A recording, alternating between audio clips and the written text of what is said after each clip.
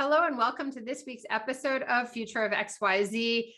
This week is the beginning of March. We're all starting, at least on the East Coast, starting to get a little antsy about what's coming in the nice weather. And so we're going to have a nice conversation with Joanna and Matthew Hofmann, the co-founders of an amazing company that we are going to be talking about the future of nomadic living. Joanna and Matthew, thank you so much for joining us on Future of XYZ.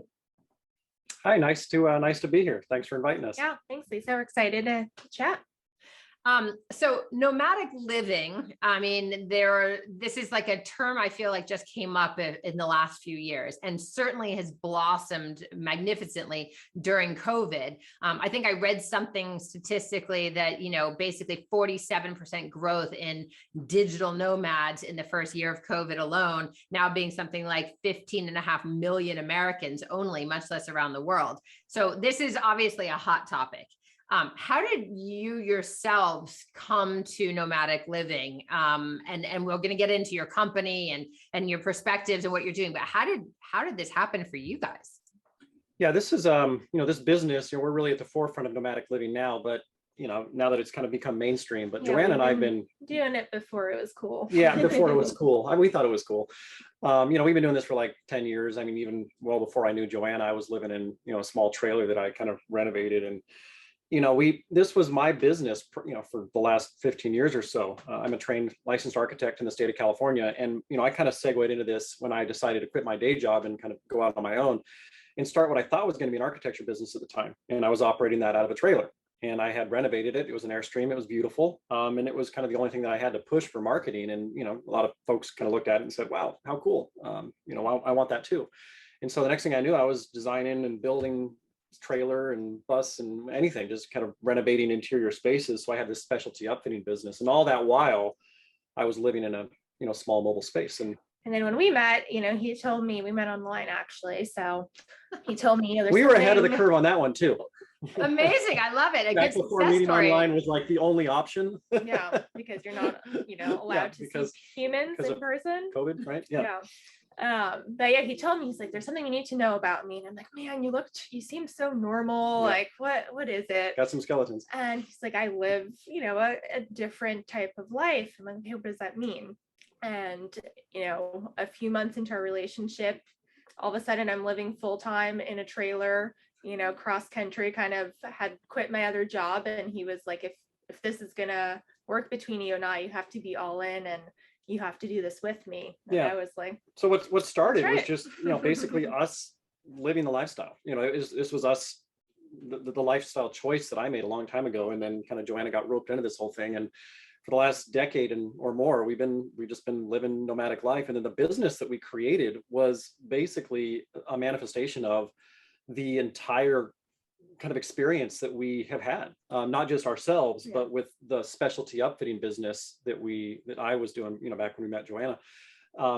We had like 400 customers that all wanted different stuff, and how to design interior spaces and all the limitations there. And so we just recognized, all right, there's a lot of limitations that are already out there on the stuff that already exists. Yeah. Whether we're living in a boat, whether we're living in a trailer or a bus.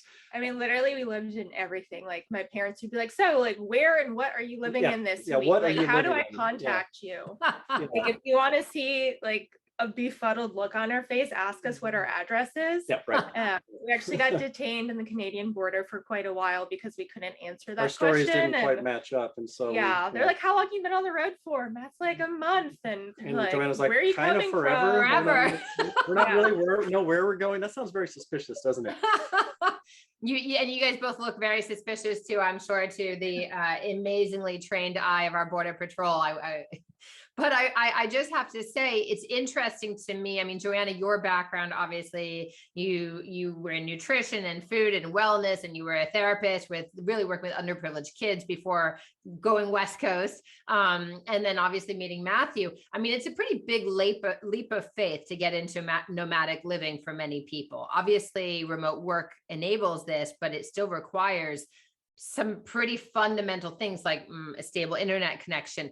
As you guys have built, and I think you started Living Vehicle in 2017, what are kind of the basics as you experience this, besides maybe an address, but like Wi-Fi, like what are the things that must be in any kind of life or living situation for nomadic living? Yeah, well, first and foremost, we recognize that all the stuff we were living in to date really didn't fit the bill. I mean, it kind of got like halfway there or 70% there, but there's always this big chunk where we were just compromising. Well, that's because everything we were in wasn't designed for full-time living. Right. And that's the and key. we didn't invent this concept of living full-time in a trailer, but we did invent a trailer that was actually designed for full-time. Right. We're trying to make it better. Right. And Yeah. so we're recognizing kind of as an architect, and then, some of this very kind of specific about kind of moving through your space and how does it function and fit in your everyday kind of world. There's just 1,000 different little decisions, whether it's Wi-Fi or how your space functions from, a day to day, because you're now, if we're living on the road, we got this live and work in a very small mobile dwelling that you have to marry those two different, very different, facets of your life. I think a lot, like even we were talking earlier, we have dogs here interacting, and, we might have some dogs here on the video today. Just there's all these distractions that come up.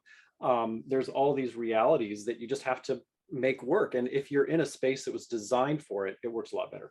Yeah, I mean, I did not have any sort of trailer background at all when I met Matthew. So this was brand new to me. So the first trailer we lived in cross country when we were, living full time, it's like, okay, there's about 40 things that we need to change if we're going to do this, because I mean, the bathroom sucked, the shower was junk, the kitchen, the fridge. I mean, I have a chef background, so like I need to be able to cook real food. It's different when you're living day to day versus just camping for a weekend where you use the fire pit outside and you make s'mores and it's fun and it's kitschy.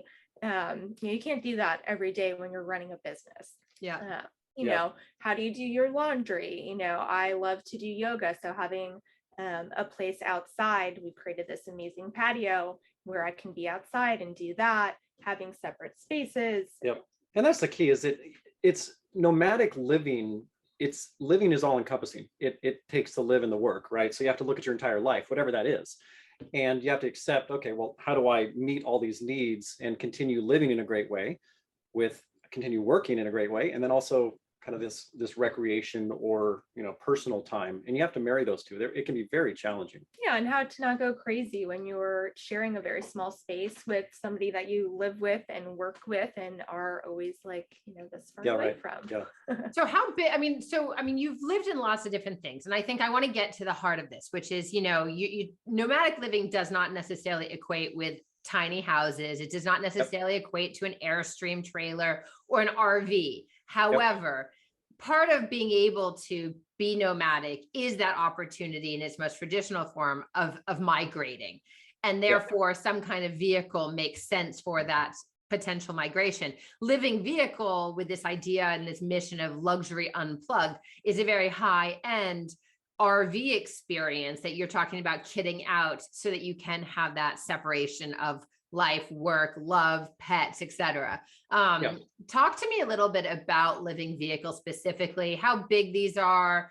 And obviously we'll get to sustainability, which is a passion of mine and I know a big piece of the business, but you guys are sitting right now in a living vehicle. Here, I'll actually turn it around. I'll show you. Let's show. This is the LV, where this is our home slash, workspace slash, this is just what we do everything out of. This is parked right at our office right now. But, LV, you mentioned you don't have to be in a space like so that you take with you to be nomadic. I mean, you can just put a bag on your back and be nomadic. But I think we as modern day humans tend to like our things. We're very needy. We're used to having our Starbucks and our nice coffees and and our coats, our jackets, and our toys, our stand-up paddle boards. I mean, whatever your passions are, they tend to come along with stuff. And so, we've done the nomadic thing where we just traveled around in a truck. We called it truck bed life or bin life. That's right. We just had a bunch of bins in the back of the truck and we stayed at hotels. Yeah, literally that was my life. My mother was like, have you made the right decision here? And it's valid. That's nomadic living, but it's challenging, because I think we just lost audio.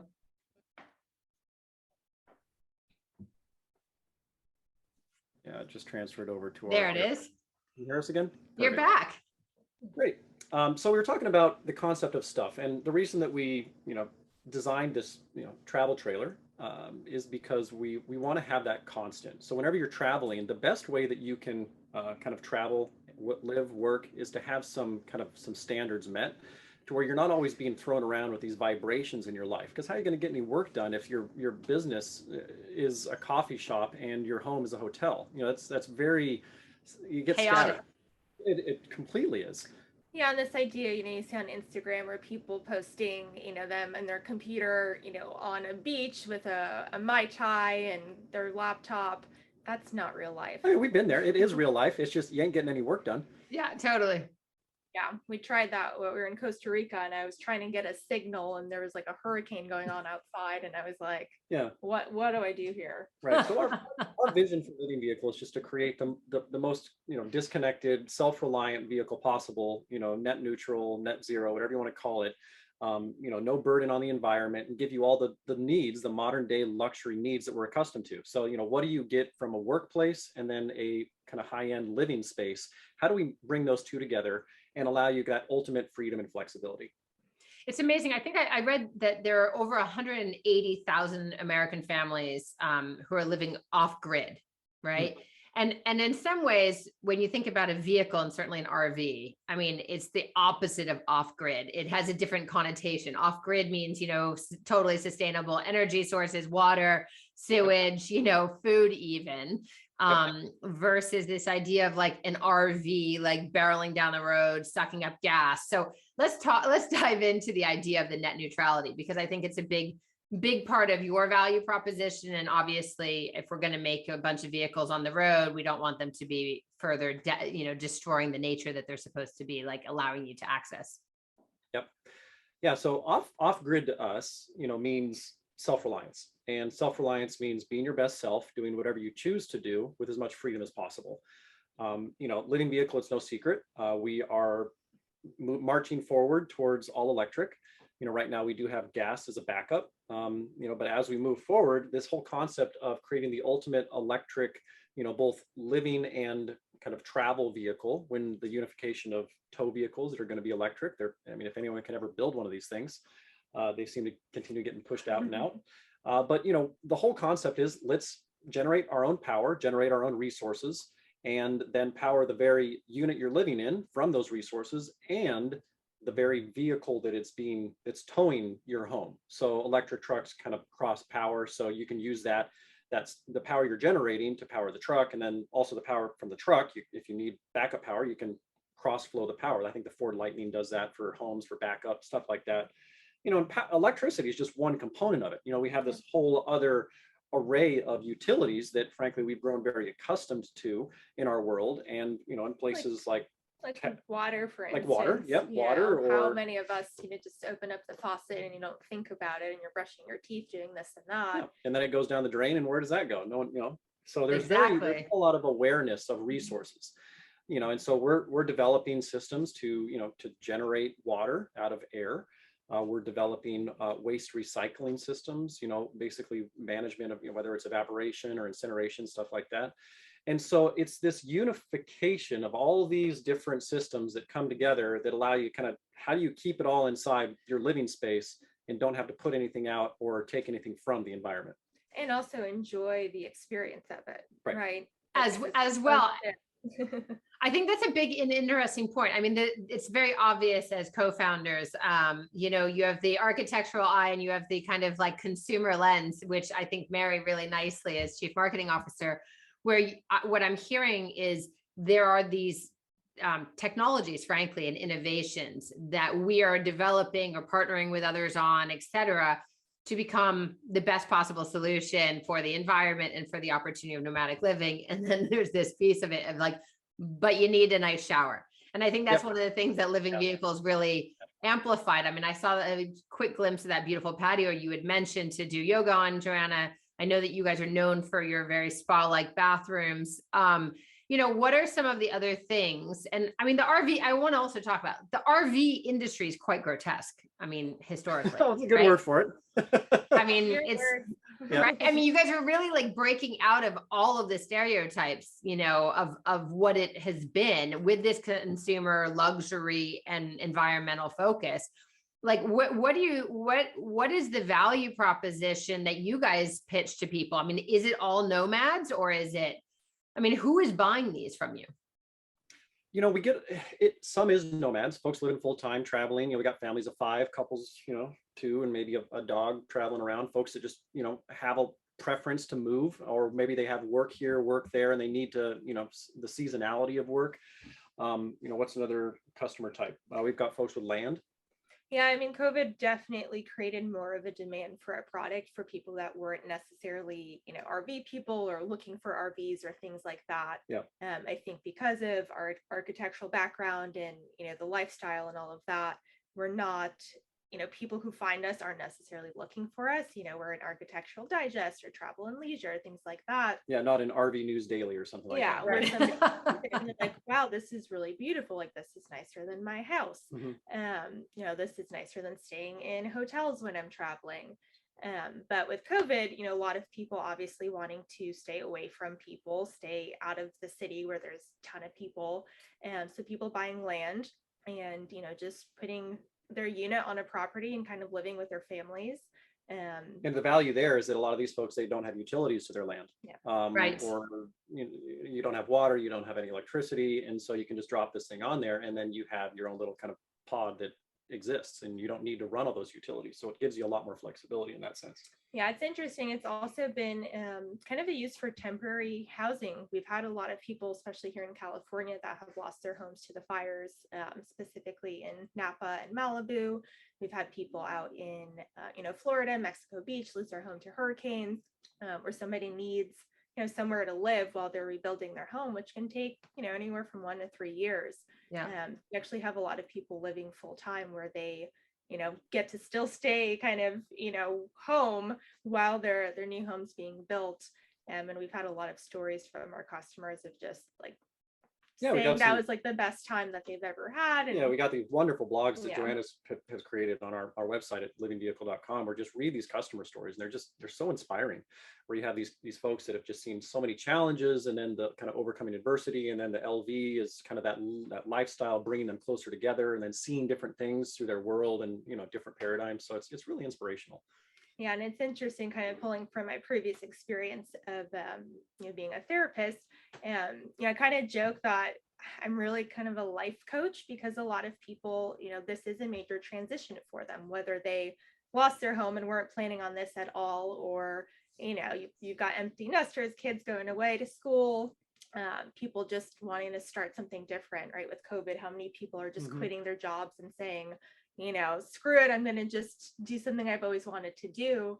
And I get to be along for the ride and kind of help support that, because I've been through that myself.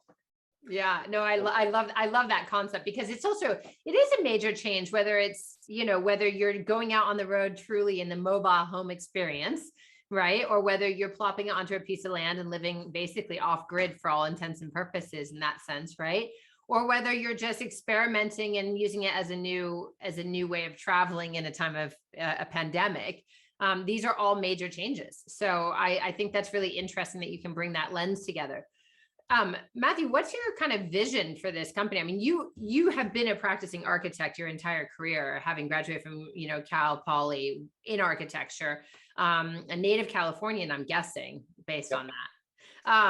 Native Californian up, in a very different environment.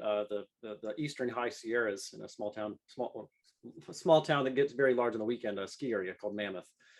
Very influenced by nature, and then but California my whole life. Yeah, I always joke that he was raised in the woods. Like, literally Yosemite was his backyard. Yeah, it's amazing. I grew up in LA, so I know the area well. And it's interesting to me because that appreciation for nature, it feels to me, just looking in the background, looking at this, that is really one of the major motivators, it feels like, to what this living vehicle even name is. It's not just about nomadic living, but it's about the living environment that we all get to experience better by being able to be nomadic and or being in these beautiful setups. So what is the vision for a living vehicle, and what is kind of like the paradigm that you're trying to break? Yeah, that's an interesting point you made about the kind of the term living. It's not just about kind of the living your best life and how you live, but it's about kind of this vehicle, which is truly a living being in its own way, where it's creating, kind of managing its own resources. Yeah. So good. I like that. Good point. We'll jot that down. So, my vision, first and foremost, being so experienced, so involved with the RV industry for so long, I was just so fed up with all the junk that was coming out. I mean, it's no secret that the entire industry is producing just Plastic. very poor quality. So I had this vision that I wanted to kind of just throw that on its head, and came up with resistance all along the way. Where this is just a culture, and so living vehicle, it's quality first.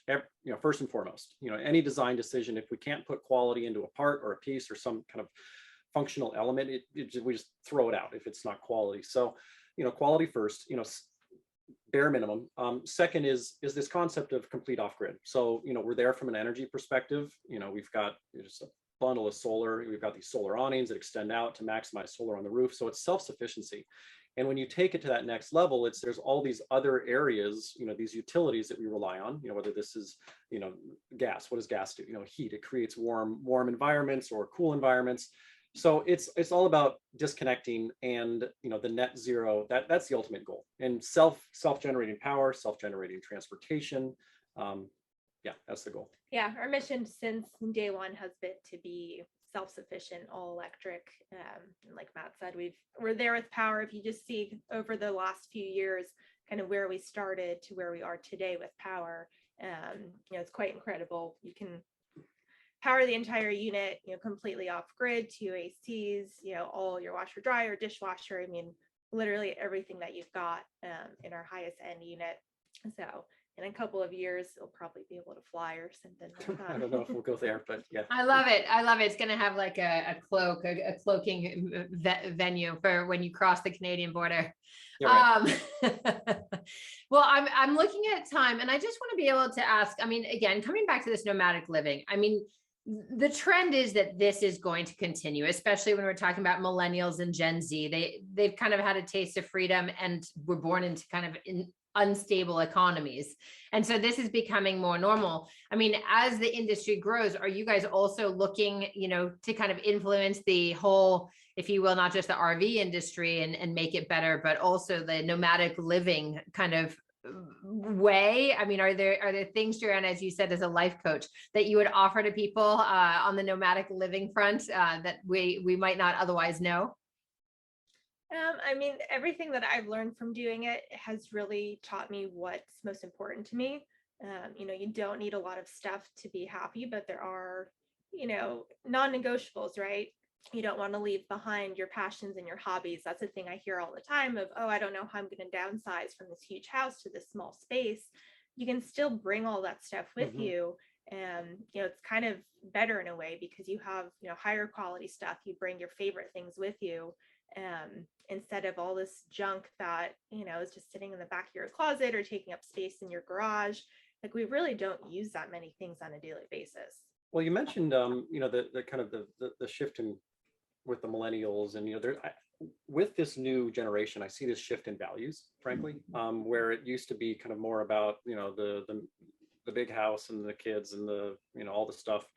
Now it's transitioning more to experiences. And I think there's kind of a value shift in, frankly, the American dream. And so nomadic living is very, it's really rooted in that. I think this new American dream, that I would call it, where people are now valuing more experiences, connections with people, new introductions, kind of getting out of your bubble and, living a better life, but a simpler life. I have a saying that's, we have a family saying in another language, but the translation is less but better. And I think that's a good way to live life. I couldn't agree more. I think that combination of design, quality, and values really is kind of the only way forward towards, a more conscious life, and certainly of a better world. So nice work, both of you. I really hope to one day be able to experience a living vehicle for myself. I think it looks pretty spectacular from the research I've done so far. And thank you for joining us on Future of XYZ. Yeah, absolutely. Thanks, Lisa. Thanks for having us. And livingvehicle.com is where people can learn more about this amazing product, for lack of a better word, that allows nomadic living. And if the future of nomadic living is in your future, I highly encourage everyone to reach out. And if you're here and you're not yet subscribed, do so on YouTube, Spotify, Apple, anywhere else you get your podcasts. And be sure to follow Future of XYZ on Instagram or visit future-of.xyz to nominate a guest or learn more about LVG & Co. And again, Joanna, Matthew, thank you so much for joining us on Future of XYZ today. Great. Thank you. Thanks again. Take care.